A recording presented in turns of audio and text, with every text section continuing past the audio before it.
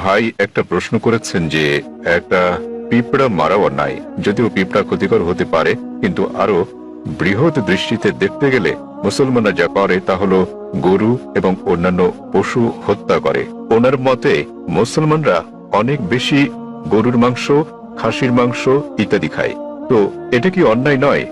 কারণ গীতা, বাইবেল, কোরআন সব জায়গায় বলা আছে যে আপনাকে সকল প্রাণীর প্রতি দয়া দেখাতে হবে, কিন্তু এটা করা হচ্ছে না। ভাই যে প্রশ্নটা করলেন যে একটা পিঁপড়া মারাও অন্যায় এবং জীবন্ত প্রাণী মারাও অন্যায়, তো কেন মুসলিমরা মাংস খায়, গরু, খাসি ইত্যাদি, এটা কি অন্যায় নয়? আমাদের কি দয়া দেখানো উচিত নয়? আমি ভাইয়ের প্রশ্নের প্রথমাংশের সাথে একমত এবং এটা বুঝি যে তিনি ইংরেজি বুঝতে পারেন, যদিও বলতে পারেন না। আমাদের মধ্যে অনেক লোক আছেন যারা ইংরেজি বুঝতে পারেন, যদিও বলতে পারেন না, বাংলাতে প্রশ্ন করেন। তা আমার মনে হয় বাংলাতে বললেও ভাই বুঝবেন, যদিও তিনি ইংরেজিতে প্রশ্নটা করেননি, কারণ তিনি তামিল ভাষাতে বেশি সাবলীল।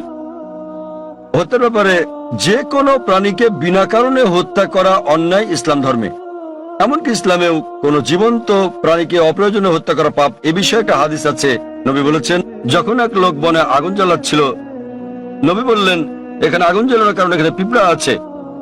অন্য জায়গায় জ্বালের মানে হচ্ছে নবী নিজেও চিন্তিত ছিলেন যে বনে আগুন জ্বালালে পিঁপড়া মারা যেতে পারে। তিনি সেই সাহাবাকে জায়গা বদলাতে বললেন যাতে পিঁপড়া না মারা যায়। এবার আপনার মূল প্রশ্নে আসি, কেন মুসলিমরা মাংসাশী প্রাণী হত্যা করে, মাংস খায় ইত্যাদি। প্রথমে আমি আপনাকে বলবো যে একজন মুসলমান 100 ভাগ নিরামিষী হয়েও একজন খাঁটি মুসলমান হতে পারেন। মাংস খাওয়াটা আবশ্যিক নয় ইসলামে, কিন্তু যেহেতু আমাদের সৃষ্টিকর্তা আল্লাহ সুবহানাহু ওয়া তাআলা অনুমতি দিয়েছেন মাংস খাওয়ার জন্য, কেন তো আমরা খাবো না?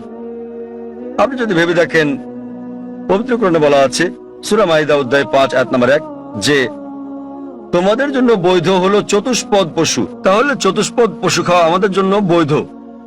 কোরআন বলছে সূরা নাহল অধ্যায় 16 আয়াত নম্বর 5 যে সর্বশক্তিমান আল্লাহ তোমাদের জন্য বৈধ করেছেন গবাদি পশুর মাংস। এবং আর অন্যান্য জায়গায় সূরা মুমিনুন অধ্যায় 23 আয়াত নম্বর 21, আর অনেক জায়গায়। এখন আমরা যদি বৈজ্ঞানিকভাবে বিশ্লেষণ করি, এমন কোন নিরামিষ খাবার নেই যাতে মানুষের প্রয়োজনীয় সকল উপাদান রয়েছে। মানুষের দরকার হয় অ্যামিনো অ্যাসিড, 21 ধরনের অ্যামিনো অ্যাসিডের দরকার হয়, যার মধ্যে অধিকাংশই শরীরে উৎপন্ন হয়, কিন্তু 8টি খাবারের মাধ্যমে জারিত করা হয়। এদেরকে বলা হয় 8টি আবশ্যকীয় অ্যামিনো অ্যাসিড। আমার জানা মতে এমন কোনো শাকসবজি নেই যাতে 8 ধরনের অ্যামিনো অ্যাসিড আছে। তাই এমন কোনো শাকসবজি নেই যেটাকে বলা হয় সম্পূর্ণ খাদ্য। সুতরাং এগুলো আমিষ জাতীয় খাবার থেকেই সংগ্রহ করতে হবে। আপনি যদি আরো বিশ্লেষণ করে দেখেন, আমিষ জাতীয় খাবার এটা পুষ্টিকর, ভিটামিন কে তে ভরপুর। আর আরো গভীরভাবে দেখলে যদি আপনি দেখেন, তৃণভোজী প্রাণীদের দাঁত, গরু, ছাগল, ভেড়া, তাদের দাঁত সমান। তারা শুধু শাকসবজি খায়, শুধু ঘাস খেতে পারে, মাংস খেতে পারে না। আপনি যদি মাংসাশী প্রাণীদের দাঁতগুলো দেখেন, বাঘ, সিংহ, নেকড়ে, চিতা, তাদের সবার সুচালো দাঁত আছে, কুকুরের দাঁতের মতো। এই প্রাণীদেরকে বলা হয় মাংসাশী প্রাণী। তারা শুধু মাংস খায়, তারা শাকসবজি খায় না। আপনি যদি মানুষের দাঁতগুলো ভালো করে দেখেন, আয়নার সামনে গিয়ে, মানুষের আছে সমান দাঁত, আবার সুচালো দাঁতও আছে। যদি সর্বশক্তিমান ঈশ্বর চাইতেন যে আমরা শুধু শাকসবজি খাবো, তাহলে কেন তিনি আমাদের এই সুচালো দাঁত দিলেন? কেউ বলতে পারেন কেন? কারণ সর্বশক্তিমান ঈশ্বর চান যে আমরা দুটোই খাই, মাংসও খাই, শাকসবজিও খাই। মাংস, তিনি যদি চাইতেন যে আমরা শুধু শাকসবজি খাবো, তাহলে তিনি কেন সুচালো দাঁত দিলেন? আবার আপনি যদি মানুষের পরিপাকতন্ত্রটাকে বিশ্লেষণ করে দেখেন, এটা উভয় খাদ্যই হজম করতে পারে, সবজি এবং আমিষ জাতীয় খাবার। তৃণভোজী প্রাণীদের পরিপাকতন্ত্র, গরু, ছাগল, ভেড়া, এরা শুধু শাকসবজি জাতীয় খাবারই হজম করতে পারে, মাংস হজম করতে পারে না। আবার মাংসাশী প্রাণীদের পরিপাকতন্ত্র দেখেন, সিংহ, বাঘ, নেকড়ে শুধু মাংসই হজম করতে পারে, শাকসবজি হজম করতে পারে না। কিন্তু মানুষের পরিপাকতন্ত্রে আছে ক্ষুদ্রান্ত্র এবং বৃহদান্ত্র, এটা উভয় খাদ্য হজম করতে পারে, সবজি আবার আমিষ জাতীয় খাবার, মাংস জাতীয় খাবার। সর্বশক্তিমান ঈশ্বর যদি চাইতেন আমরা খাঁটি নিরামিষী হই, কেন তিনি আমাদের এমন পরিপাকতন্ত্র দিলেন যা উভয় খাদ্য হজম করতে পারে? কিন্তু এটাই স্বাভাবিক। তো আপনি ভেবে দেখেন যে সর্বশক্তিমান ঈশ্বর মানুষকে এমন ভাবে সৃষ্টি করেছেন যেন তারা সবজিও খেতে পারে, আবার মাংসও খেতে পারে, নিরামিষ এবং আমিষও। আর অনেক লোকেরই ভুল ধারণা একটা আছে যে অধিকাংশ ধর্মই আমিষ জাতীয় খাবার খেতে নিষেধ করেছে।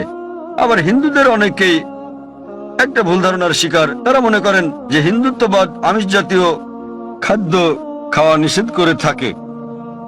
আসলে আপনি যদি হিন্দু ধর্মগ্রন্থগুলো পড়েন, যদি পড়েন মনুস্মৃতি অধ্যায় নম্বর 5 অনুচ্ছেদ 30, এতে আছে ঈশ্বর কিছু প্রাণীকে সৃষ্টি করেছেন খাওয়ার জন্য আর কিছু প্রাণীকে খাদ্য হওয়ার জন্য। তাই যারা খাবার হিসেবে তৈরি প্রাণী খেয়ে থাকেন তারা কোনো পাপ করছেন না।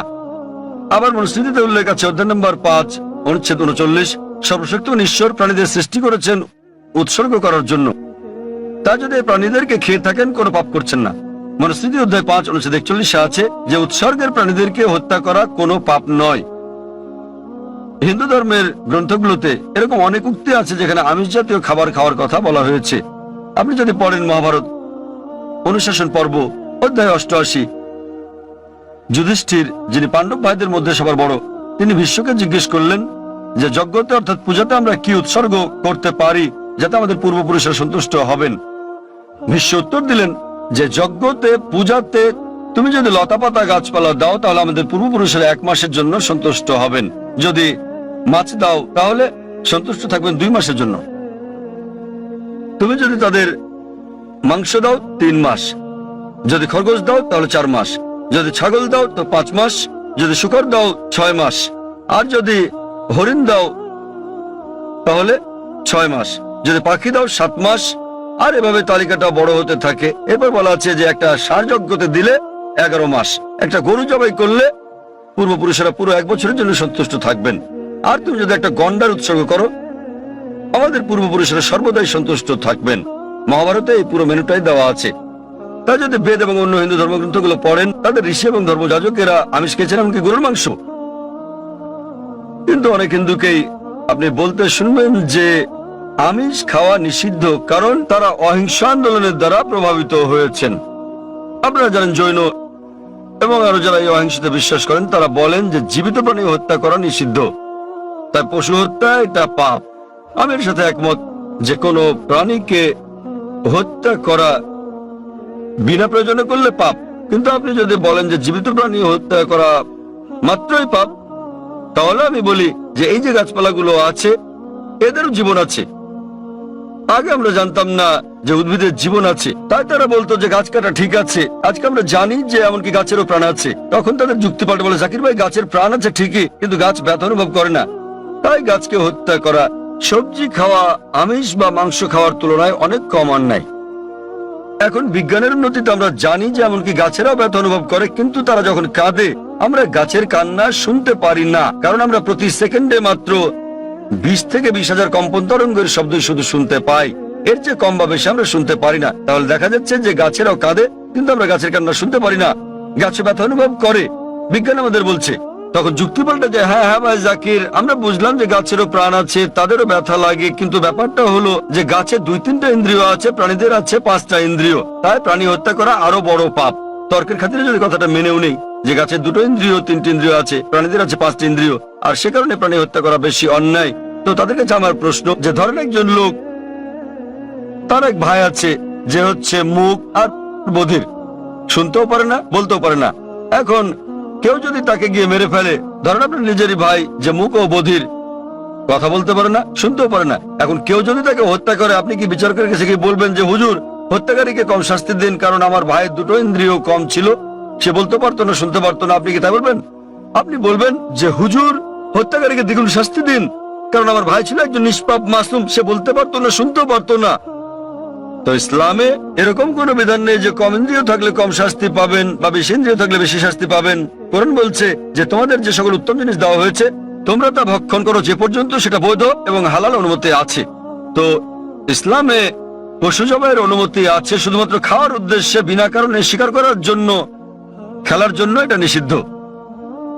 যেমন বনে আগুন জ্বালালে পিঁপড়া মারা যাবে, তাই নবী বলেছেন এটা করো না। তো যে কোনো জীবিত প্রাণী হত্যা করা নিষিদ্ধ যদি না এটা খাওয়ার মাধ্যমে জীবন ধারণের জন্য হয়ে থাকে, আর যদি এটা সেই সব অনুমোদিত প্রাণীদের মধ্যে হয়ে থাকে যেগুলোকে আল্লাহ বৈধ করেছেন। যেভাবে মনুস্মৃতিতে বলা আছে ঈশ্বর কিছু প্রাণীকে করেছেন খাদ্য আর কিছুকে খাদক। যদি আপনি খাওয়ার জন্য প্রাণী হত্যা করেন তাহলে কোনো পাপ করছেন না, আর না হলে এমনিতে আপনি যদি বুঝতে পারেন যদি অমুসলিমরা আমিষ জাতীয় খাবার নাও খায় আমার তাতে কোনো রকম সমস্যা নেই, কারণ যদি ভারতের প্রত্যেক অমুসলিমই আমিষ খাওয়া শুরু করেন তাহলে গরু ছাগলের মাংসের দাম বেড়ে যাবে।